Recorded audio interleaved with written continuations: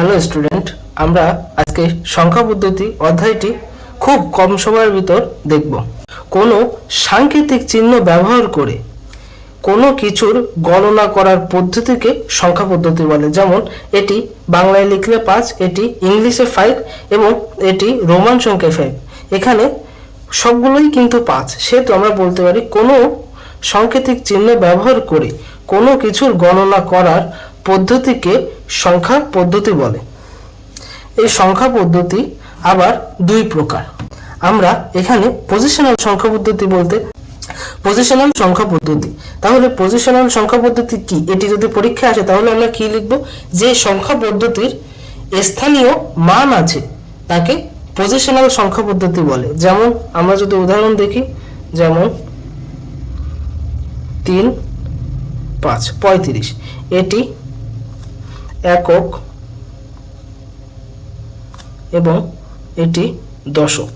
আমরা ছোটবেলায় এগুলো পড়েছি, একক, দশক।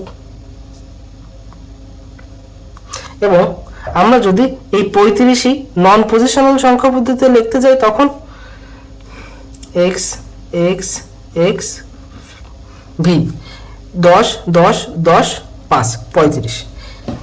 তাহলে আমরা পজিশনাল সংখ্যা পদ্ধতির সংজ্ঞাটা কি শিখলাম? যে সংখ্যা পদ্ধতির স্থানীয় মান আছে তাকে পজিশনাল সংখ্যা পদ্ধতি বলে। তাহলে নন পজিশনাল সংখ্যা পদ্ধতিটি কি? যে সংখ্যা পদ্ধতির স্থানীয় মান নেই তাকে নন পজিশনাল সংখ্যা পদ্ধতি বলে। যেমন এটি যদি আমরা পজিশনাল সংখ্যা পদ্ধতিতে লিখতে যাই তাহলে 10 10 10 এবং 5। তাহলে এটি কি আমাদের 35 বোঝাবে? না, কখনোই এটি বোঝাবে না। তাহলে আমরা বলতে পারি পজিশনাল সংখ্যা পদ্ধতি কি? যে সংখ্যা পদ্ধতির স্থানীয় মান আছে তাকে পজিশনাল সংখ্যা পদ্ধতি বলে। এবং নন পজিশনাল সংখ্যা পদ্ধতি কাকে বলে? যে সংখ্যা পদ্ধতির স্থানীয় মান নেই তাকে নন পজিশনাল সংখ্যা পদ্ধতি বলে। এটি তোমরা একটু নোট করে নাও। এবং এই পজিশনাল সংখ্যা পদ্ধতি 4টি, যেমন দশমিক সংখ্যা পদ্ধতি, বাইনারি সংখ্যা পদ্ধতি, অক্টাল সংখ্যা পদ্ধতি এবং হেক্সাডেসিমাল সংখ্যা পদ্ধতি। এই আমি পাশে 10, 2, 8, 16 এগুলো দিয়ে রেখেছি। এগুলো হলো এদের বেজ। আচ্ছা, এই বেজ বলতে কি? সাধারণত বেজ বলতে মৌলিক চিহ্নের মোট সংখ্যাকে বেজ বলে। তোমরা একটু নোট করে নাও, মৌলিক চিহ্নের মোট সংখ্যাকে বেজ বলে। যেমন দশমিক সংখ্যা পদ্ধতির মৌলিক চিহ্নগুলো হলো 0 থেকে 9 পর্যন্ত। তাহলে দেখো এখানে 10টি সংখ্যা আছে, 1 2 3 4 5 6 7 8 9 10। সেহেতু দশমিক সংখ্যা পদ্ধতির বেজ 10। এবং বাইনারি সংখ্যা পদ্ধতির বেজ 2, কারণ 0 এবং 1 এখানে দেখো দুটি আছে। তাহলে বাইনারির বেজ কত? নিশ্চয়ই 2। এবং অক্টালে দেখো 0 থেকে 7 পর্যন্ত এবং অক্টালের বেজ 8। এবং হেক্সাডেসিমাল এর বেজ 16 এবং এখানে 0 থেকে 0 1 2 3 4 5 6 7 8 9, তারপরে a b c d e f। এখানে a অর্থাৎ 10, b অর্থাৎ 11, c = 12, d = 13, e = 14, f = 15। আমরা একটু মনে রাখার চেষ্টা করব।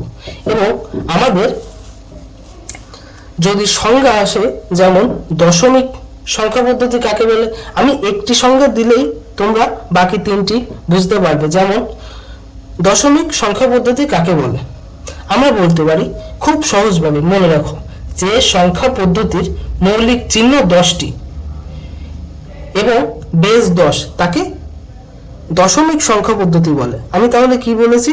যে সংখ্যা পদ্ধতির মৌলিক চিহ্ন 10টি এবং বেজ 10 তাকে দশমিক সংখ্যা পদ্ধতি বলে। তাহলে তোমরা বলো বাইনারি সংখ্যা পদ্ধতি কাকে বলে? তাহলে আমরা সহজেই বলতে পারবো যে সংখ্যা পদ্ধতির মৌলিক চিহ্ন 2টি এবং বেজ 2 তাকে বাইনারি সংখ্যা পদ্ধতি বলে। এবং আমি যদি বলি অক্টাল সংখ্যা পদ্ধতি কাকে বলে? যে সংখ্যা পদ্ধতির মৌলিক চিহ্ন 8টি এবং বেজ 8 তাকে অক্টাল সংখ্যা পদ্ধতি বলে। এবং হেক্সাডেসিমাল সংখ্যা পদ্ধতি কাকে বলে? তাহলে যে সংখ্যা পদ্ধতির মৌলিক চিহ্ন 16টি এবং বেজ 16 তাকে হেক্সাডেসিমাল সংখ্যা পদ্ধতি বলে। তাহলে আমরা এভাবে খুব সহজেই মনে রাখতে পারবো। এখন আমরা কিছু অঙ্কে চলে যাব। আমরা সর্বপ্রথমেই দেখব কিভাবে দশমিক থেকে বাইনারিতে যায়, দশমিক থেকে অক্টালে যায় এবং দশমিক থেকে হেক্সাডেসিমেলে যায়। দশমিক থেকে বাইনারি, দশমিক থেকে অক্টাল এবং দশমিক থেকে হেক্সাডেসিমেল। দশমিক থেকে বাইনারি, দশমিক 2 4। দশমিকের বেজ কত? দশমিকের বেগ 10, তাই না? আমরা আগেই জেনে এসেছি যে দশমিকের বেজ 10। তাহলে এখান থেকে আমাদের বাইনারিতে যেতে হবে, এখানে বাইনারিতে যেতে হবে। তাহলে বাইনারি বেজ কত? 2। আমরা দশমিক থেকে যেটাই যেতে চাই না কেন, যেটাই কনভার্ট করতে চাবো সেটার বেজ খেয়াল করব। যেমন দশমিক থেকে আমরা বাইনারিতে যাব, তাহলে বাইনারির বেজ এখানে 2, তাহলে এই 2 দিয়ে 24কে ভাগ হবে। আমরা সাধারণত ভাগ ছোটবেলা থেকেই শিখে এসেছি, কিন্তু সংখ্যা পদ্ধতির ভাগ যেভাবে করতে হয় তা আমরা একটু দেখে নিব। যেমন 2 24-এর ভিতর কয়বারে যায়? 2 24-এর ভিতর 12 বার যায়, তাহলে 12। তাহলে আমাদের ভাগফল 12, ভাগশেষ কত? 0। এবং 2 12-এর ভিতর কয়বারে যায়? 2 12-এর ভিতর 6 বার যায়, 6 দুগুণে 12 এবং ভাগশেষ কত? 0। এবং 2 6-এর ভিতর কয়বার যায়? 2 6-এর ভিতর 3 বার যায়, 3 দুগুণে 6 এবং ভাগশেষ 0। এবং 3 2-এর ভিতর কয়বার যায়? 2 3-এর ভিতর কয়বার যায়? একবার, 2 1 কে 2 এবং আমাদের ভাগশেষ কত আছে? 1। এবং যখন দেখব যে এখানে এটি থেকে এটি বড় হয়ে গেছে, তখন এখানে একটি শূন্য দেব এবং এখানে ভাগশেষটা যত থাকবে সেটি আমরা এখানে লিখে দেব। তাহলে আমরা বুঝলাম। এটি যদি আমরা একটু ভালো করে দেখতে চাই, এই দেখো, আমরা সর্বপ্রথম করেছি 24কে 2 দিয়ে ভাগ দিয়েছি। আমরা ছোটবেলায় করেছি এরকম, 24কে 2 দিয়ে ভাগ দিলে ভাগফল 12, 12 দুগুণে 24, 12 দুগুণে 24 এবং ভাগফল 0, ভাগশেষ 0। এই ভাগশেষ 0টি আমরা এখানে লিখব। প্রতিটার ক্ষেত্রেই তেমন করেছি আমরা, তোমরা একটু বাড়ি প্র্যাকটিস করে নিবা। এবং এটি লেখার ক্ষেত্রে আমরা নিচ থেকে উপরে লিখি, যেমন 1 1 0 0 0। আমাদের অ্যান্সার হবে 1 1 0 0 0। তাহলে আমরা খুব সহজে বুঝে ফেললাম কিভাবে দশমিক থেকে বাইনারিতে যাব। এখন আমরা দেখব কিভাবে দশমিক থেকে অক্টালে যাব।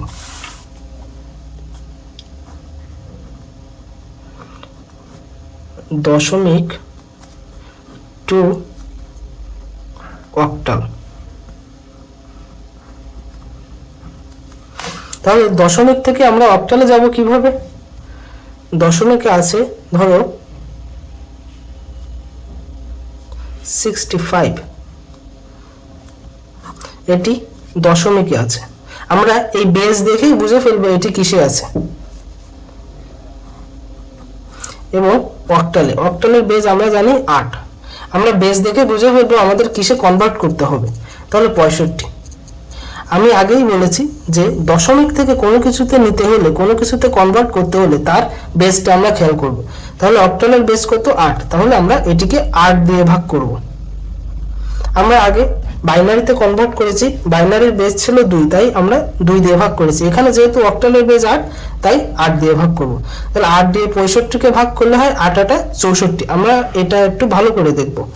65 একে যদি 8 দিয়ে ভাগ করা হয় তাহলে 8 8 64, আমাদের ভাগশেষ থাকে 1।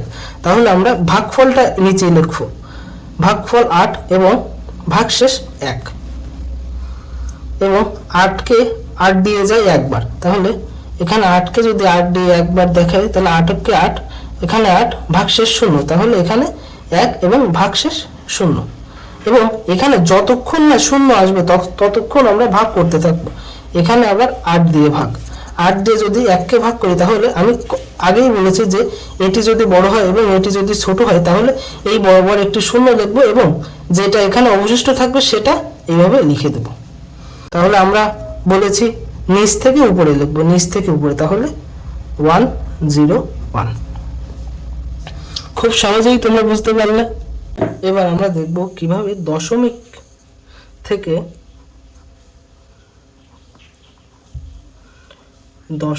থেকে হেক্সাডেসিমেলে যেতে হয়।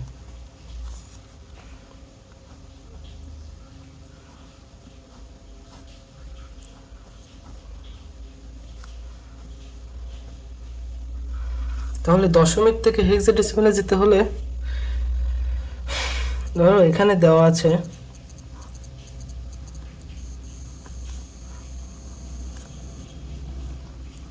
আমাদের যেতে হবে হেক্সাডেসিমেল। তাহলে আমরা কি করব, আমি আগেই বলেছি যে যেটাতে কনভার্ট করতে হবে সেটির বেস লক্ষ্য রাখতে হবে। তাহলে এটির বেস কত, 16। তাহলে এই 22কে আমরা 16 দিয়ে ভাগ করব। 16 দিয়ে যদি একে ভালো ভাগ করা হয় তাহলে 16কে 16 16 দুগুণে 32, তাহলে একবার যায়, দুইবার নিলে বেশি হয়ে যায়, তাহলে 1 নিলাম। তাহলে আমাদের 16, 22 থেকে 16 চলে গেলে কত থাকে, 6, তাহলে ভাগ শেষ 6। তাহলে আবার 16 দিয়ে ভাগ, যতক্ষণ এখানে 0 না আসে ততক্ষণ আমরা ভাগ করতে থাকব। তাহলে এখানে এই এর থেকে এটি বড় হয়েছে, তাহলে আমি আগেই বলেছি তখন এখানে একটি শূন্য নিয়ে এখানে যেটি অবশিষ্ট থাকবে সেটি বসিয়ে দেব। তাহলে আমরা নিচ থেকে উপরে নিব, তাহলে 1 6। আমরা দেখব দশমিক থেকে বাইনারিতে যেতে গেলে যদি মাঝখানে দশমিক থাকে বা পয়েন্ট থাকে তখন কি করব। যদি ধরো দেওয়া আছে 52.37, এটি দশমিকে আছে এবং এটিকে যদি আমি বাইনারিতে নিতে চাই তাহলে কত হবে। তাহলে আমরা জানি আমরা যেটিতে কনভার্ট করব সেটির বেস লক্ষ্য রাখবো। আমরা পয়েন্টের আগেরটা আমরা আগেই শিখে এসেছি, তাহলে এটি আমরা করে ফেলি। এটিকে 2 দিয়ে ভাগ দিলে হয় 26 দুগুণ 52, তাহলে এখানে 26 এবং ভাগশেষ 0, এবং এটিকে 2 দিয়ে ভাগ দিলে হয় 13, 13 দুগুণে 26, তাহলে ভাগশেষ 0। তারপরে এটিকে ভাগ দিলে হয় 6 দুগুণে 12, তাহলে আমাদের ভাগশেষ 1। এটিকে আমরা যদি ভাগ দিই 2 দিয়ে, 3 দুগুণে 6, আমাদের ভাগশেষ 0, এবং এটিকে 2 দিয়ে ভাগ দিলে আমাদের হবে 2 1 কে 2 1 এবং ভাগশেষ 1, এবং এটিকে ভাগ দিলে হবে 2 দিয়ে, যেহেতু এখানে ছোট এবং এখানে বড় হয়ে গেছে তাহলে সেহেতু আমরা এখানে 0 দিব এবং এই একটা এইভাবে লিখে দেব। তাহলে আমাদের নিচ থেকে উপরে লিখতে হবে 1 1 0 1 0 0 পয়েন্ট। পয়েন্টের জায়গায় আমরা পয়েন্ট দেব এবং এই 37 এটিকে কিভাবে বাইনারিতে নিব তা আমরা এখন দেখব।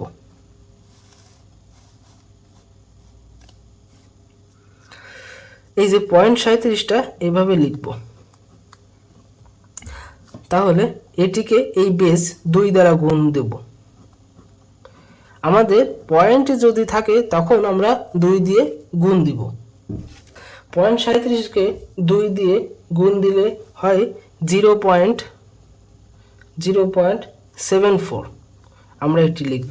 তাহলে এখানে পূর্ণ সংখ্যা কোনটি আমাদের, এইটি পূর্ণ সংখ্যা এবং এইটি দশমিক সংখ্যা। তাহলে পূর্ণ সংখ্যাটি টান দিয়ে এভাবে লিখব 0, এবং এটিকে আবার 2 দিয়ে গুণ দেব। এটিকে আবার 2 দিয়ে গুণ দিলে হয় 1.48। এখানে আমরা খেয়াল করব, এই ভুলটা সাধারণত সবাই করে। এই আমাদের পূর্ণ সংখ্যা যেটি সেটি আমরা টেনে এখানে লিখব, এবং যেহেতু এই পূর্ণ সংখ্যাটি আমরা এখানে নিয়েছি সেহেতু এখানে একটি শূন্য দিব, এবং এটিকে আবার 2 দিয়ে গুণ করব। এটিকে আবার 2 দিয়ে গুণ করলে হয় 0.96, এবং এখানে পূর্ণ সংখ্যা কোনটি 0, তাহলে এই 0টি এখানে এরকমটি লিখব। আমরা সাধারণত 3 বার গুণ করলেই হবে, এবং এটি উপর থেকে নিচে লিখতে হয় 1 0 1 0, 010। সর্বদা পূর্ণ সংখ্যাটি এইরকম দাগ টেনে এখানে দিব এবং এখানে শূন্য। আমরা এই ক্ষেত্রেও এটি দিই 52.37। এটি দশমিকে আছে, এটিকে আমাকে এবার অক্টালে নিতে হবে। আমরা বেস দেখে বুঝতে পারবো আমাদের কিসে নিতে হবে। আমাদের পরীক্ষার সময় এভাবে লেখা থাকবে না, এরকম সাধারণত বেস দেওয়া থাকবে, আমাদের বেস দেখে বুঝতে নিতে হবে। 8 মানে অক্টাল, 10 মানে দশমিক, 2 মানে বাইনারি এবং 16 মানে হেক্সাডেসিমাল। তাহলে আমাদের এই আগেরটুকু পূর্ণ অংশটুকু তো আমরা করতে পারবো, এটি করে ফেলি।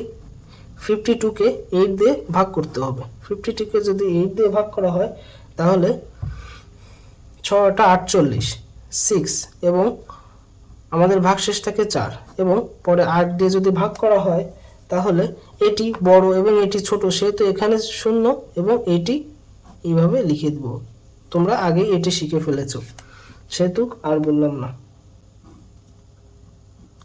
এটি নিচ থেকে উপরে লিখতে হয় 64। এখন এই পয়েন্ট এখানে দিলাম। এখন আমাদের এই দশমিক সংখ্যা, তাহলে 0.37।